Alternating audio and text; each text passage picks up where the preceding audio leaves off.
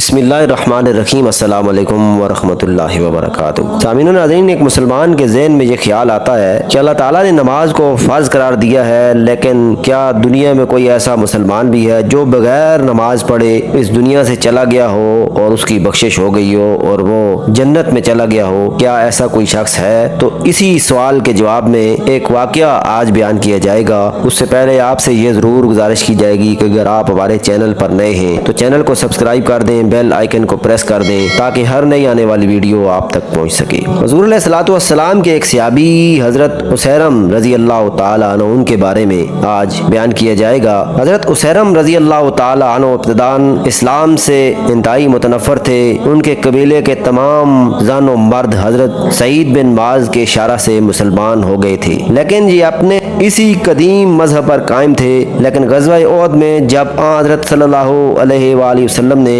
میدان کی تیاریاں کی تو ان کے دل میں یکایک حق و صداقت کا جوش پیدا ہوا۔ ابو داؤد میں ہے کہ ایام جاہلیت میں ان کا سودی لین دین تھا اور قرضہ داروں کے ذمہ قرض بہت باقی تھا۔ یہ اپنا روپیہ وصول کر کے مسلمان ہونا چاہتے تھے، کیونکہ اسلام میں سود کی ممانعت تھی۔ احد کے موقع پر غالباً روپیہ وصول ہو چکا تھا، اس لیے مسلمان ہونے کا عزم بالجزم کر لیا۔ غزوہ احد کی روانگی کے وقت تمام صحابہ کرام حضرت صلی اللہ علیہ وآلہ وسلم کے ساتھ تھے، جن میں اسیرم کے خاندان عبدالاشل کے لوگ بھی موجود تھے۔ اسیرم اپنے محلہ میں ہر طرف سناٹا دیکھ کر گھر آئے، پوچھا میرے خاندان کے لوگ کہاں گئے؟ جواب ملا غزوہ احد میں حضور علیہ الصلوۃ والسلام نے صحابہ کو بلایا ہے تو وہ بھی ان کے ساتھ چلے گئے ہیں۔ اس وقت تک انہوں نے اسلام قبول نہیں کیا تھا، تاہم زرہ پہنی اور گھوڑے پر سوار ہو کر احد کی طرف روانہ ہو گئے۔ حضور صلی اللہ علیہ وآلہ وسلم کے پاس پہنچ کر پوچھا،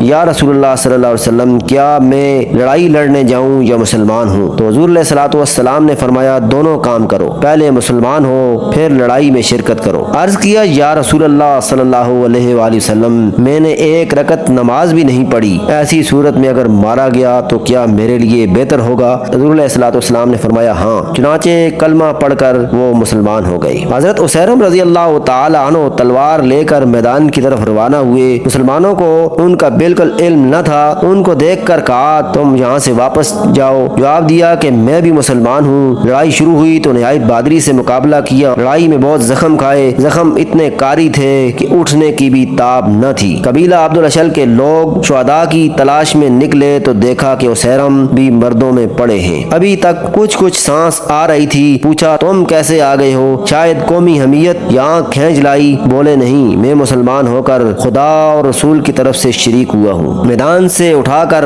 گھر لائے گئے۔ تمام خاندان میں یہ خبر مشہور ہو گئی۔ قبیلہ اشل کے سردار حضرت سعد بن معاذ نے سنا تو ان کے گھر تشریف لائے اور ان کی بہن سے واقعہ دریافت کیا۔ ابھی یہ مجمع منتشر نہ ہوا تھا کہ ان کی روح جسم سے پرواز کر گئی۔ سامعین و ناظرین، یہ تھا آج کا واقعہ حضرت اسیرم کا، جو نو مسلم تھے اور جنگ میں آئے اور اتنے بڑے کوئی اعمال بھی نہ کیے لیکن شہید ہوئے۔ حضور علیہ الصلوۃ والسلام نے بعد میں دوسرے صحابہ کو یہ خوشخبری بھی دی کہ اسیرم جنت میں داخل ہوں گے۔ آج کے واقعے کے متعلق کمنٹ سیکشن میں ضرور بتائیے گا۔ ہمارے چینل کو سبسکرائب کر دیجیے گا۔ حاضر ہوتے ہیں نئی ویڈیو کے ساتھ۔ اللہ حافظ۔